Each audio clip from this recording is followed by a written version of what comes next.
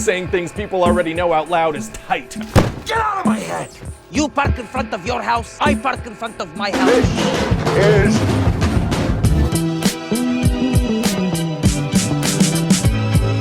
Hey! If you don't stop, I will contact the usher. What's up, everyone? It's Adam from FWCI. Let's check out Brewstew Monopoly. This is going to be a lot of fun, man. I played a lot of Monopoly in my life. It's a game that often doesn't end with any kind of... Somebody taps out at the end of Monopoly. Somebody's just getting obliterated until they just can't take it anymore and they quit. That's how you win Monopoly.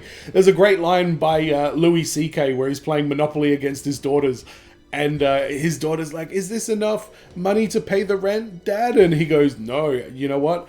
That's not enough money for the rent, but I need all of it, and I'm going to use it to destroy your sister at this game because that's how fucked up Monopoly is. So I always enjoy a good Monopoly story. Let me know in the comments what your Monopoly story is as well. Were there boards thrown? Was there cheating? Was there shenanigans afoot? I want to hear about it all. Let's check out Brewstew Monopoly. Alright, now when I was a kid, I was pretty good at the game Monopoly. When I say I was pretty good, I mean I was really good. I was like the Stone Cold Steve Austin of Monopoly. Hell yeah! I pretty much whip my friends' asses on a daily basis. Now, we would normally play over my friend Michael's house, even though his ass never had all the pieces to the game. I only got the wheelbarrow and the iron, so somebody's gonna have to play as a Skittle. And of course, since we were at his house, he always had to be the banker. And when you have somebody that blows ass at basic mathematics the way that Michael did, you really don't want him to be banker. The goddamn game takes long enough. Now with every transaction, you gotta wait 15 minutes while Michael's over there with his abacus trying to figure out how much change to get back. Now, my strategy of playing Monopoly has always been the same. You just buy every goddamn thing that you land on. Connecticut Avenue, buy it. Park Place, buy it. Roll your dice and buy whatever you land on. But you're on Community Chest. I don't give a damn, Michael. I'm buying it. I'm sitting there with my rainbow assortment of properties. Now, if anybody wants to trade, they have to trade with my greedy ass. And I'd always like to trade with Michael because he was super easy to rip off. He didn't know anything about anything. Hey, Michael, I'll trade you this sweet Mediterranean Avenue right here for $800 and your Scottie Pippen jersey. That sounds like a deal. Now, another strategy that I'd use was to always hide my money. Nobody's got...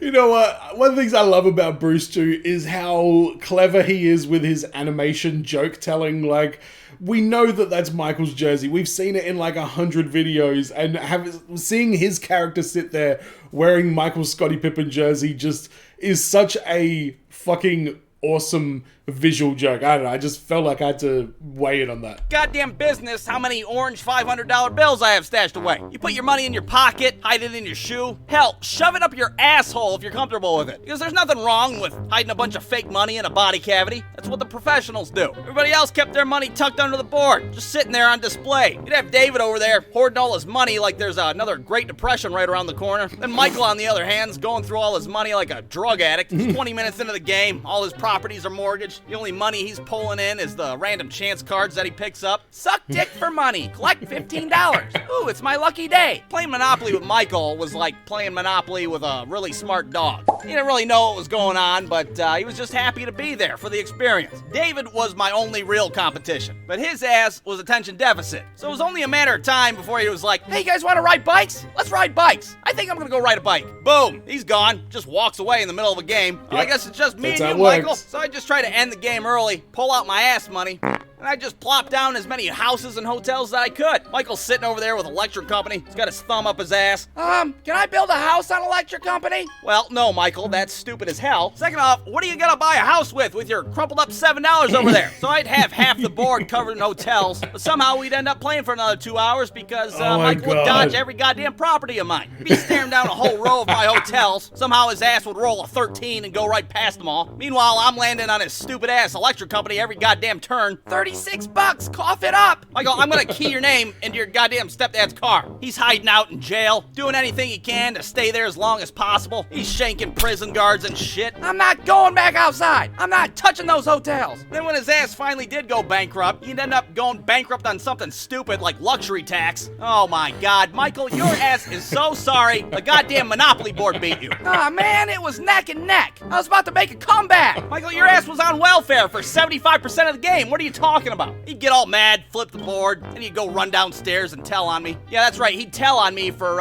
beating his ass at Monopoly. That's the kind of kid Michael was. He didn't let me win, and then he said I was on welfare, and then I went bankrupt on luxury tax. Wait, what? You went bankrupt on luxury tax? What kind of loser goes bankrupt on luxury tax? Get your ass in your room. You're grounded for 2 weeks. How goddamn embarrassing. Bankrupt on luxury tax. Brewstew.com.